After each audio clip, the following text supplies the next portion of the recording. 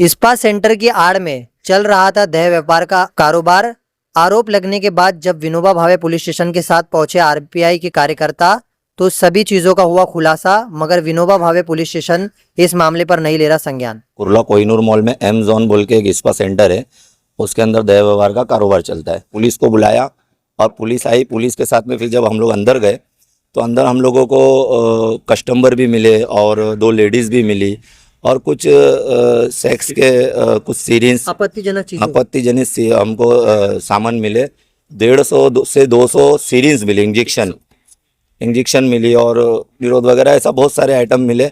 और वहाँ से पुलिस स्टेशन हम लोग लेकर आ गए। लगभग 7 बजे के टाइम पे यहाँ लेकर आ गए थे सबको पकड़ के, लेकिन 2 बजे तक हम लोग यहाँ खड़े थे, लेकिन कार्रवाई के नाम पे हम लोगों को कुछ भी नहीं कार्रवाई हुई। और हम लोग ने बोले कि ठीक है, कोई एक 0 NC हमको दे के रखो कि यहाँ से ये सामान मिला, तो कोई भी चीज़ हमको नहीं दिए और हमको आश्वासन दिए कि ठीक है सीनियर साहब आएंगे तो कार्रवाई करेंगे। थोड़े दिन पहले आपके चैनल के माध्यम से देखें, यहाँ पे एक करप्शन, एक ऑफिसर, लेडीज़ ऑफिसर पकड़ी गई थी। वैसे मुझे लगता है कि यहाँ पे करप्शन चल ही रहा है। तो मैं आपके चैनल के माध्यम से भी बोलना चाहता हूँ ACP साहब को और DCP साहब को कि इस पुलिस स्टेशन में थोड़ा सा यानी ध्यान देने की ज़रूरत है कि यहाँ करप्टेड ऑफिसर भरे हुए। आलिया बोल के इसकी ओनर है, और मैंने जब पहले दिन ट्वीट किया था 3रे महीने में, तो उस ट्वीट में मैंने लिखा था कि उसका साफ साफ ऐसा दावा है कि कुछ लोकल गुंडे और कुछ पुलिस अधिकारी मेरे टच पर है और मेरा कुछ नहीं होता, आपको जो करना करो। तो वो मैंने देखा, 4 महीना लग गया मेरे को, लगभग 4 महीने में। अभी परसों के दिन हमारे पास में सब एविडेंस आने के बाद में भी केस नहीं हुआ, तो कहीं ना कहीं आरोपी की बात सही नजर आ रही है मेरे को। मुंबई टीवी, हर खबर सच के साथ। मैं हूं अफजल शेख और आप देख रहे हैं मुंबई टीवी। कुछ दिन पहले विनोबा भावे पुलिस स्टेशन के अंतर्गत जो कोहिनूर सिटी मॉल आता है, उस मॉल के अंदर एम जोन करके एक स्पा सेंटर चल रहा था, जिस स्पा सेंटर में देह व्यापार हो रहा है, ऐसा जो है आरपीआई के कार्यकर्ताओं को किसी ने जानकारी दी। जिसके बाद आरपीआई के कार्यकर्ताओं ने पुलिस के मौजूदगी के साथ उस जगह पर जाकर के देखा तो उन्हें काफी आपत्तिजनक चीजें मिली, जिसके वीडियो जो है आरपीआई के कार्यकर्ताओं ने जो है अपने मोबाइल में रिकॉर्ड कर ली। लेकिन अब परिणाम ये निकला कि वीडियोज भी आ गई, वहां पर पुलिस का भी मौजूदगी थी, लेकिन उसके बावजूद अब तक विनोबा भावे पुलिस स्टेशन ने उस मामले पर किसी भी तरीके का कानूनी कार्रवाई नहीं किया। हालांकि आरोप अपनी जगह में तमाम लगाए जा रहे हैं कि स्पा सेंटर में जिस तरीके का देह व्यापार हो रहा है, तो इस आरोपों को जांच पुलिस को सही तरीके से करना चाहिए। लेकिन कहीं ना कहीं अभी भी पूरा मामला जो है सही तरीके से कानूनी कार्रवाई के कटघरे पे नहीं चढ़ा है। हमारे साथ आरपीआई कार्यकर्ता जो है समझ जी मौजूद है, जो बताएंगे कि किस तरीके का ये तमाम चीजें उन्हें मालूम पड़ी और उन्होंने जब पुलिस की मौजूदगी में वहां जाकर के देखा और कुछ आपत्तिजनक चीजें मिली, फिर भी वहां पर कोई कार्रवाई नहीं हुई। समझ जी, जिस तरीके से आपने मॉल के अंदर चल रहे एक स्पा सेंटर में देह व्यापार होने का आरोप लगाया, क्या कानूनी कार्रवाई हुई और कैसे पता चला? जय भीम। मैं अब्दुल समद शेख, रिपब्लिकन पक्ष से रोजगार आघाड़ी मुंबई उपाध्यक्ष।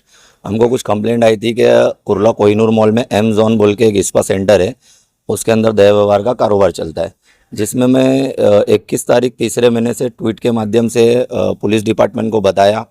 उसके ऊपर कोई कार्रवाई नहीं हुई। फिर 7वें महीने में मैं आकर यहाँ से पुलिस का पूरा स्क्वाड लेके डिटेक्शन के सोनौने साहब, भाव साहब सोनौने बोल के डिटेक्शन के PSI थे, उन्होंने पूरा स्क्वाड लेकर वहाँ पर गए। वहाँ जाने के बाद में सामने वाले लोग अंदर थे, लेकिन डोर नहीं खोल रहे थे वो लोग। तो बोलते अभी हम लोग कैसा कर सकते हैं, तो फ़ोन कर रहे थे तो उनका फ़ोन नहीं उठाए। उन्होंने बोले फिर अपन बाद में देख लेते उनको। वहाँ से हम लोग आ गए।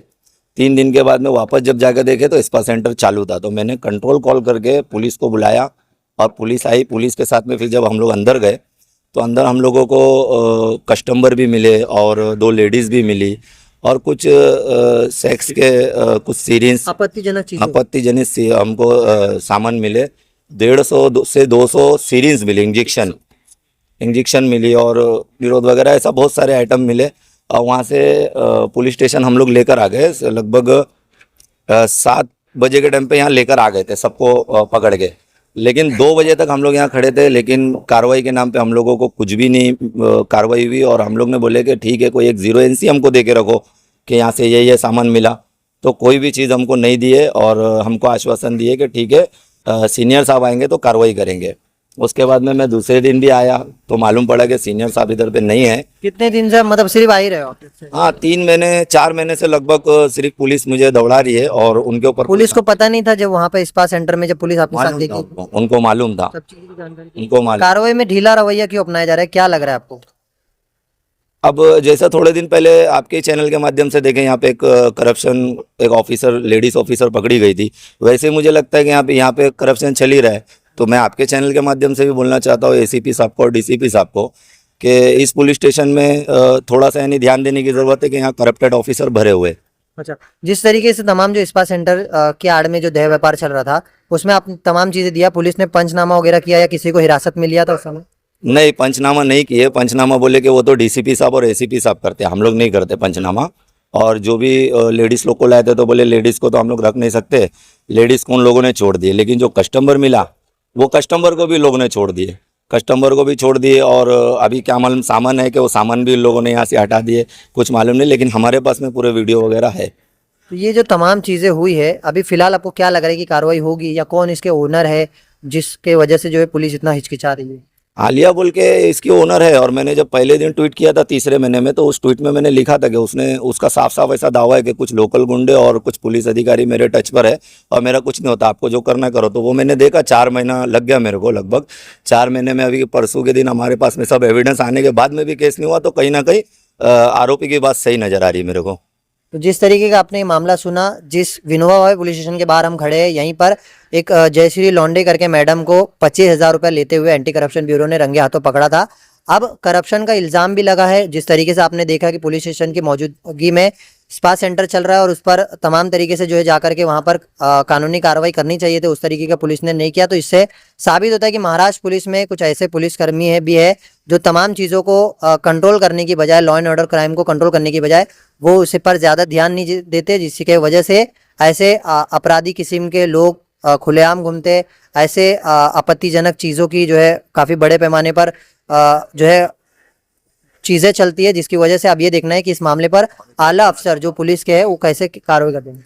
और एक बात है, जैसा कि आज हम लोग पुलिस स्टेशन में आए तो मालूम पड़ा है कि जो सोनोने साहब थे वो बोलते हैं कि एसीपी साहब के पास में जाओ, वो एसीपी साहब के पास में गए। अभी मैं 4 महीने से इसके ऊपर काम कर रहा हूँ, 4 महीने से कोई कार्रवाई नहीं हुई, एविडेंस सब मिलने के बाद में भी। लेकिन अभी ऐसा लोगों से मालूम पड़ा है कि उसका कहने का मतलब है कि तुम हम लोगों से पैसे लिए, लेकिन उसका कहना है कि मैंने पुलिस वालों को 1 लाख रुपया दे दिया है। लेकिन ऐसा देखा जाएगा तो ना वो मुझे जानती है ना मैं उसको जानता हूँ। मैं तो सिर्फ पुलिस स्टेशन आया और पुलिस वालों को बोला कि उसके ऊपर कार्रवाई करो। तो ये केस में से मुझे पीछे हटाने के लिए कहीं ना कहीं मेरे ऊपर झूठा आरोप लगाने और मेरी टीम के ऊपर झूठा आरोप लगाने की भी कोशिश कर रही पुलिस। अभी इस मामले पर यह देखना है कि जोन 5 के डीसीपी आईपीएस महेंद्र पंडित जी और नए नियुक्त वरिष्ठ पुलिस निरीक्षक पोपट अवार्ड जी किस तरीके से संज्ञान लेते हैं और इस मामले की जो है जांच करके कार्रवाई करते हैं। कैमरामैन अरशद चौधरी के साथ अफजल शेख, मुंबई टीवी।